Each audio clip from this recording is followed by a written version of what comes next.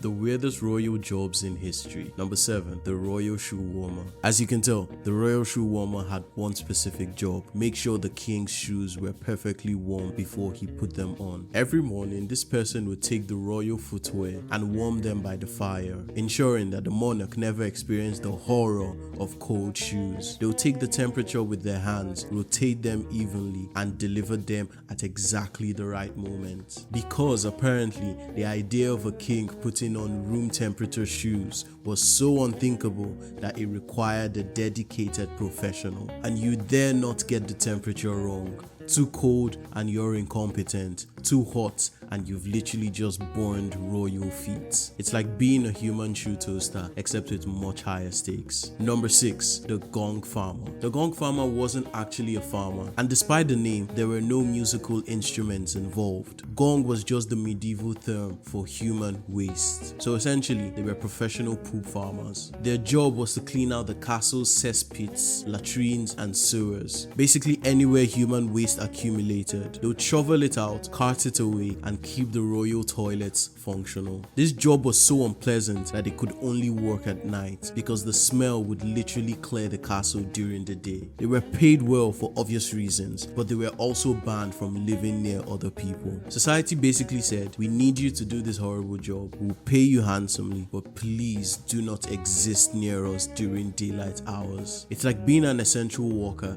and a social pariah simultaneously. Number 5. The royal flower thrower. The royal flower thrower had one job: walk in front of the monarch and throw sweet smelling herbs on the ground. This existed because medieval hygiene was, well, let's call it questionable. The combination of unwashed bodies, rotten food, and general medieval funk meant that royal events smelt like a biological weapon attack. So they hired someone to literally make the king's part smell better by throwing flowers and herbs everywhere. It was just like having a human air freshener, except less effective and way more expensive. The position was actually given to attractive young women, because if you're going to have someone ineffectively combat medieval stench, they might as well look good doing it. Number 4. The royal rat catcher. Castles had a rat problem. Shocking, I know. So they employed full-time rat catchers whose job was to keep the royal residents rodent free. Imagine explaining to someone that your job is a professional royal rodent assassin. In some courts, rat catchers were paid per corpse, leading to creative body counts. 1 silver coin per adult rat,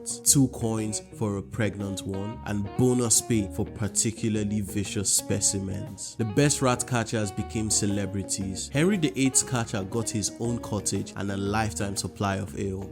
And when they died, some were buried with their trusty ratting sticks, the ultimate professional pride. Number 3. The royal vomit collector. The royal vomit collector had one glorious duty: be on standby to catch the king's puke during feasts. Because when you're a monarch eating 12-course meals washed down with gallons of wine, vomiting is basically a competitive sport, and someone had to be there with a bucket. Do your job well, catching every last bit without spilling, and you might get an upgrade to Groom of the Stool. Yes, that is a real job coming up later in the video. But get it wrong and let one drop hit the royal shoes. That's how you get demoted to Gong Farmer assistant. Number 2. The royal clock winder. Before automatic clocks, someone had to wind them manually, and in the royal household, this became a full-time position. The royal clock winder would go around the palace every day, winding every single clock to keep them running. This doesn't sound too weird until you realize some palaces naturally had hundreds of clocks. Imagine spending your entire day just winding clocks. No other responsibilities, just wind the clocks. Don't let them stop. Your entire professional identity revolves around keeping springs tight. And if you missed one and it stopped, well, the king might be late for something, and that's basically treason. Number 1. The groom of the stool. The groom of the stool was responsible for assisting the king with his bathroom needs. They literally had to help the monarch use the toilet. And here's the kicker: this wasn't considered a lowly position. It was actually one of the most prestigious jobs in the court. Why? Because you got exclusive one-on-one time with the king himself.